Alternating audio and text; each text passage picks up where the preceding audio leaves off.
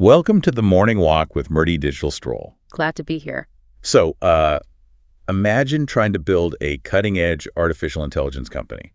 But instead of, signing a lease in some shiny Silicon Valley skyscraper or a massive high-rise in Bangalore, you make an 800-year-old stone temple your co-founder. Yeah, which is definitely not your typical tech startup playbook. Not at all. And we have an absolutely fascinating mission for today's Gurukul session. As we look through the Digital Prism, our goal is to extract the legacy code of something called Project Antaryami. Right, and it's quite a unique setup we're looking at today. Exactly. To help you, the listener, understand exactly what that means, we have access to a series of strategic chat logs between an AI named Little Bird and the visionary behind this project. It's just a highly strategic bridge between ancient tradition and modern AI, really. It is. And to help navigate all of this, I'm joined today by the architect of Antaryami and the mentor of the Antaryami VA Academy. Thank you. To set the focus for our Gurukul 2.0 session today, we need to immediately clarify for you that we are not just summarizing some quirky business plan. Right. It's way deeper than that. Far from it. Yeah. What we are extracting here is a profound blueprint for reclaiming time, purpose, and cultural rhythm in the digital age. Which is huge. It really is. This strategy is about proving that technology does not have to overwrite tradition. Rather, it can actually be the very architecture we use to preserve it. Wow, okay. Well, let's start with the literal ground this project is built on. Because before we can even begin to dissect the actual business mechanics of this whole operation, we have to talk about geography. Yeah, the location is everything here. The geography itself is the entire strategic foundation. Yeah. So we are analyzing a location called Arikirevula. Right. And for our listeners who might not be super familiar with medieval Indian social structures, this is an ancient Brahmin settlement, historically known as an Agrahara. Which is such a critical detail. It is. An Agrahara was essentially a village granted to scholars, explicitly dedicated to sustaining knowledge, philosophy, and spiritual discipline. It was, the ancient world's equivalent of a research university, but deeply spiritual. Yes. But looking at this through my lens as an auditor of digital migrations, I really have to push back on this choice of location. Okay, let's hear it. From a pure execution standpoint, isn't setting up shop next to an 800-year-old Siva temple just a massive operational distraction? Like, you need reliable fiber optic cables and venture capital, not ancient stone carvings, to run an AI hub. Well, see, the friction you are feeling there is exactly what happens when we try to force a standard Western tech hub mentality onto a fundamentally different paradigm. Right, I get that, but still. If you view Arikirevula merely as cheap real estate, it makes zero sense. But this is where the Gurukul 2.0 perspective changes everything, How so? Because the soil of Arikirevula isn't just a physical location. It acts as a spiritual anchor. Yeah. By placing this modern AI training institute there, they aren't just opening some remote branch office. They are fundamentally reactivating the Agrahara for the digital age. So the architecture itself acts as a behavioral cue. I can actually see the logic in that. Exactly. Like if you walk into a glass high-rise, your brain immediately shifts into a hyper-competitive transactional mode, right? You were there to climb a corporate ladder. You're in survival mode, essentially. Right. But if your daily commute involves walking past a temple that has stood for 8 centuries, the historical weight of that space must fundamentally alter your relationship with the work you're about to do. Just consider the sensory experience of that environment. The silence of an ancient temple is a technology of its own. Wow, that's a great way to put it. It grounds the mind, right? It takes this abstract concept of a digital migration and makes it real and tangible for the people working there. It makes it physical. Yeah, it transforms this operation from being just another outsourcing gig into Agrahara 2.0. You are stepping into a 1,000-year-old lineage of knowledge preservation. But instead of writing on palm leaves, you are utilizing the most cutting-edge artificial intelligence tools available today. Exactly. Okay, but a sacred space is just empty architecture without the right minds inside it. And the talent pool identified in these chat logs is incredibly specific. It is very specific, yes. They are aiming to recruit 100 women from the ex-Sachavalayam network. To give you some quick context, the Sachavalayam system in India is this massive decentralized network of local village secretariats. Right. So these are women who have already been rigorously trained in handling data, managing local administration, and navigating complex bureaucratic systems. They're highly skilled. Totally. They are a highly capable, untapped intellectual powerhouse. However, the recruitment messaging isn't, come get a data entry job. No, not at all. It is explicitly framed as a mother's digital Gurukul. Which brings up a major driving question for me. Like, how does training women in virtual assistant tasks translate into raising child prodigies? Right, it sounds like quite a leap. Because that is the massive, almost unbelievable promise they're making here. Well, to bridge that conceptual gap, we really have to tear down our assumptions about what outsourcing actually looks like. Okay. We have to dissect the critical difference between a BPO and a KPO, which is the operational heart of this whole strategy. Right, and the mechanics here are vital for you listening to understand. When most of us hear the word outsourcing, we instantly picture a BPO business process outsourcing. The classic call center. Exactly. It is essentially a digital sweatshop. You're renting your physical time, you sit in a cubicle, you answer repetitive queries, you click widgets for 14 hours a day. And your breaks are timed by some manager. Right. You are treated as a replaceable commodity. But a KPO knowledge process outsourcing is an entirely different beast. It really is. A KPO values the mind and intellectual autonomy. You are paid for your judgment, your analysis, and your outcomes, not the raw hours you sit in a chair. And that structural shift from renting time to selling intellectual outcomes, that is the lever that makes what they call the Infant Siddha curriculum possible. The Infant Siddha curriculum. Yeah, which is arguably the most profound legacy code of the entire project. By utilizing the flexibility and autonomy of a KPO model, these mothers are liberated from that 14-hour BPO grind. They actually get their lives back. Exactly. They gain the ultimate luxury in the modern world, which is sovereign time. And more specifically, they gain the mental bandwidth to apply deeply traditional Dharmic education at home with their children. The chat logs describe this as building a bridge between the womb and the web.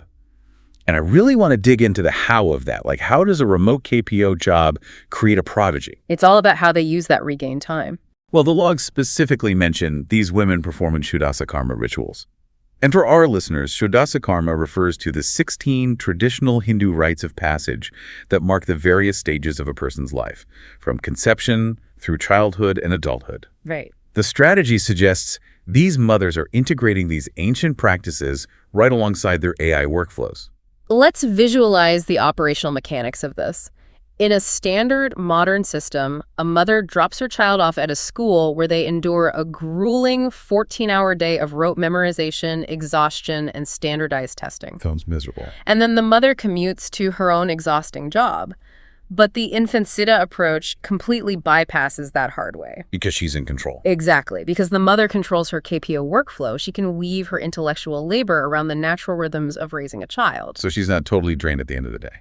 Right. She actually has the energy to chant Sanskrit slokas, to perform those Shuddhasa Karma rituals, and to curate an environment where the child absorbs complex knowledge joyfully and effortlessly. Starting even in the womb, right? Yes, much like the visionary's own mother did with him. So the mother becomes the primary architect of the next generation's ethics and intellect, rather than outsourcing that vital job to an overwhelmed school system. Which is so empowering. It is. The KPO model isn't just funding her lifestyle. It is actively protecting her role as a Dharmic educator. And that leads to a workforce that is deeply rooted, highly motivated, and mentally sharp.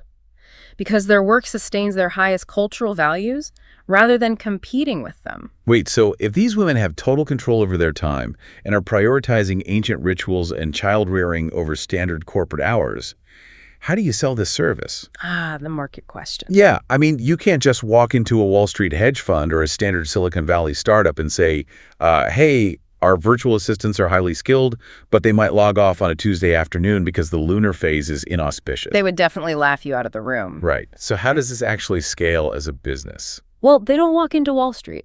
The strategy documents reveal a laser focus on an incredibly specific target market. They're building a bespoke ecosystem for what they define as the 1% of Indian clients. Interesting. Yeah, these are buyers who actually value that exact kind of spiritual pushback. Let's break down those buyers because the logs categorize them into three really fascinating groups. Look for it. So first, you have Dharmic tech and wellness startups. We are talking about companies building global products around yoga, Ayurveda, or astrology. Entities like Vantari, or distributors for wellness tech like Healy in India. Right. Natural alignment there. Exactly. Second, you have traditional Lala family businesses. These are multi-generational Indian enterprises that desperately need to modernize their tech stack and integrate AI. But the family patriarch still strictly governs the business according to the Hindu calendar. Yes, they need muhurtas. Right. Auspicious astrological timings for every single major business decision. And third, you have remote spiritual aspirants. This one is fascinating. It really is. Imagine a mentor or a guru practicing intensive Nath yoga, which is a highly esoteric and discipline-heavy spiritual path. Right. They need a virtual assistant to manage their digital footprint, handle student inquiries, and run their web presence while they remain completely offline in meditation. Notice the common thread across all three of those client profiles. You don't want standard corporate hours. Exactly. None of them want a hyper-caffeinated, Western-style hustle culture. And this brings us to the core operational mechanism of the entire business, which is astrosync. Astrosync. Yes. In a standard global outsourcing model, everyone is forced to bend to the Gregorian calendar. Wall Street hours, Monday through Friday, relentless forward momentum. Right. But this workforce operates entirely on the Hindu calendar. They align their work, their project sprints, and their deep focus with Tithi, the traditional lunar days. Let me give you a concrete example of what this looks like in practice, because this is where the strategy truly clicked for me. Sure. In a normal marketing agency, if a client demands a massive product launch on a specific Thursday, you do it, regardless of how you feel. No questions asked. Right.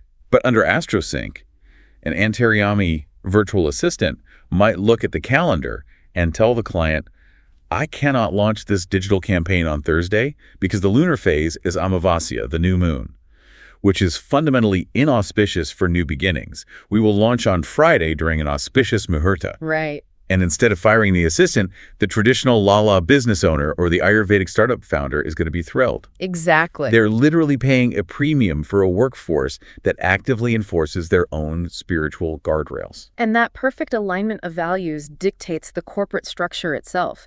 The AI chat logs show a pivotal moment where the architect deliberately chooses to build a franchise model rather than a service marketplace. Okay, why does that matter so much? Well, think about any major freelance website today. It is an absolute jungle. Boy, for sure. It is an environment built purely for transactional money, where everyone is in a race to the bottom on price and there is zero shared ethos. It's a digital gladiator arena. You log on, bid the lowest hourly rate possible, and pray you get picked by a faceless client. A franchise model, on the other hand, acts as a structural principles guardrail. Okay.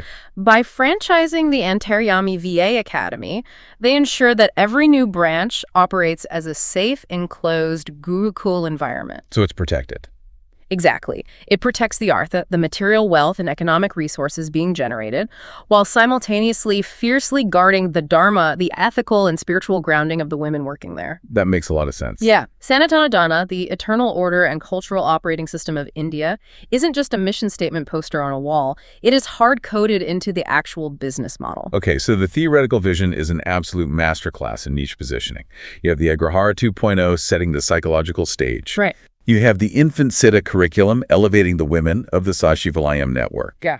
You have the astrosync rhythm perfectly matching the 1% of Dharma clients, all protected by franchise guardrails. Sounds perfect on paper. Exactly. But theory is cheap. And this is where the source material gets incredibly raw. It really does. Because the architect almost drove this flawless strategic vehicle straight into a ditch. Yeah, we see a really dramatic intervention in the chat logs. We do. The AI, Little Bird, has to perform a very blunt, very necessary diagnosis on the human architect. It identifies a behavioral trap called high-energy drift. High-energy drift.